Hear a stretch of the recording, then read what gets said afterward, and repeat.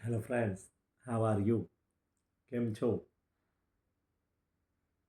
આજનો આપણો એક વિષય ફરી એક વખત એવા સુંદર મજાના સબ્જેક્ટ સાથે આપણે આગળ વધીએ.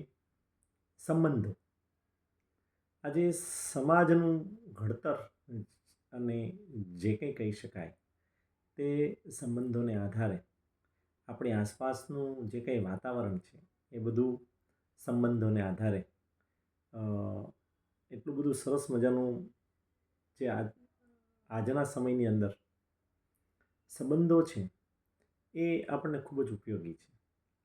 પણ સામે આપણે સામેની વ્યક્તિને પણ સંબંધોમાં ઓળખવી ખૂબ આવશ્યક છે. સંબંધો છે એ 3 પ્રકારના હોય છે. કેટલાક લોકો સાથેના સંબંધો છે એ હર હંમેશ માટે નિસ્વાર્થ હોય છે, કે એવા એ લોકો સતત આપણને ઉપયોગી થતા હોય છે, છતાં એ લોકો કોઈ પણ પ્રકારની અપેક્ષા ભાવ નથી. એટલે એ સંબંધોની ફર્સ્ટ કેટેગરીમાં આવે. Second category આપલેવાળા.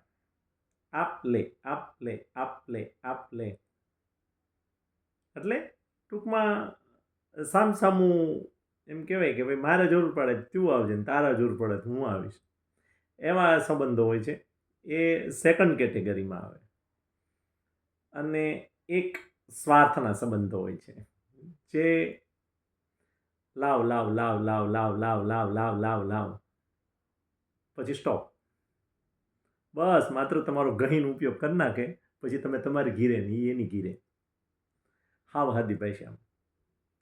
તો આવી રીતે સંબંધો છે એ 3 પ્રકારના છે. એમાંથી શ્રેષ્ઠ કક્ષાના જે સંબંધો છે એ પ્રામાણિકતાના, પ્રેમના, નિસ્વાર્થ સંબંધો, જેમાં માત્ર ને માત્ર કોઈ પણ પ્રકારની સ્વાર્થની અપેક્ષા ન હોય, લાગણી, પ્રેમ ભાવ, પરોપકારની ભાવના હોય, એ જે સંબંધો છે, એવા જે લોકો તમને આસપાસમાં સમાજમાં જ્યાં મળે છે તેમને ક્યારેય કદી ભૂલવા નહીં. કારણ કે હર હંમેશ તેઓ આપણા માટે ખૂબ જ ઉપયોગી સિદ્ધ થાય છે. અને સેકન્ડ કેટેગરીવાળા, એનો તો મેં તમને વાત કરી એમ, વાંધો નહીં, એની સાથે સંબંધો જોડવામાં કોઈ ચિંતા નથી, કાંઈ વાંધો નહીં, એ તો સામસામું હાલ્યા કરશે. અને થર્ડ કેટેગરીથી દૂર રહેવું. થર્ડ કેટેગરીમાં બહુ ઊંડું ઉતરવું નહીં. એટલે કે વન વે સંબંધો. જે થર્ડ કેટેગરીમાં મેં કીધું એમ કે તમારું જ્યારે કામ હોય ત્યારે બધું સંબંધો બંધાઈ જાય ફટાફટ, પણ પછી કામ પૂરું થયું એટલે એ એમની ઘેરે ને આપણે આપણી ઘેરે સામા મળ્યા હોય તો હાથ પણ ઊંચો કરવાનો પછી એને સમય હોતો નથી. તો આવી રીતે આપણે સંબંધો છે સમાજમાં સ્વસ્થ સંબંધો હોવા જોઈએ, અને લાગણી ભર્યા, હૂંફ ભર્યા, પ્રેમ ભર્યા, પરોપકાર ભર્યા અને નિસ્વાર્થ, સ્વાર્થ વિનાના સંબંધો હોવા જોઈએ.